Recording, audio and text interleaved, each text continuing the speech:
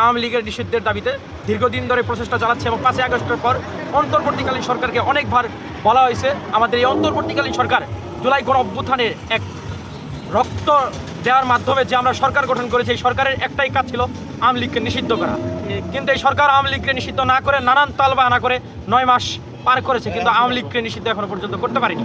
এটা আমরা মনে করি এই অন্তর্বর্তীকালীন সরকারের ব্যর্থতা, এবং আমরা বিশ্বাস করি অন্তর্বর্তীকালীন সরকার এবং এই প্রশাসনে আওয়ামী লীগের দূষর থাকার কারণেই আজকে আওয়ামী লীগ নিষিদ্ধ হচ্ছে না।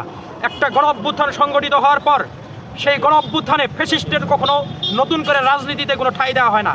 সেই ক্ষেত্রে অন্তর্বর্তীকালীন সরকার ফ্যাসিস্টকে পুনর্বাসনের যে একটা চক্রান্ত চালাচ্ছে এটাকে আমরা প্রতিহত করার জন্য আমরা অবস্থান কর্মসূচি দিয়েছি। আজকে জেলা প্রশাসক কার্যালয়ের সামনে আমাদের অবস্থান কর্মসূচি দেওয়ার 3টা কারণে 3টা দাবি নিয়ে আমরা অবস্থান কর্মসূচি দিয়েছি।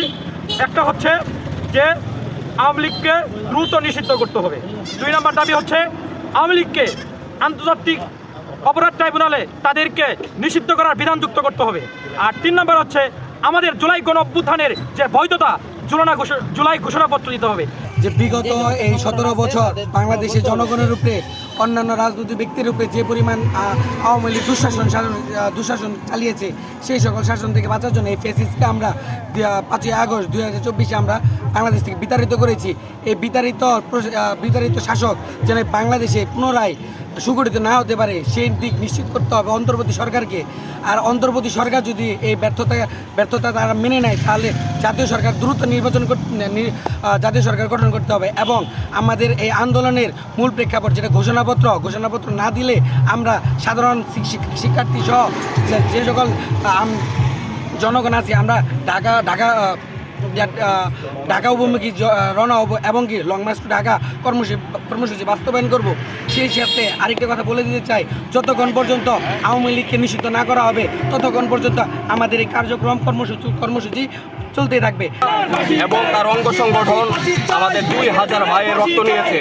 এই আওয়ামী লীগ এবং তার অঙ্গ সংগঠন কিভাবে এখনো বাংলাদেশে রাজনীতি করার স্বীকৃতি পাবে, এর জন্যই আমরা মাঠে নেমেছি।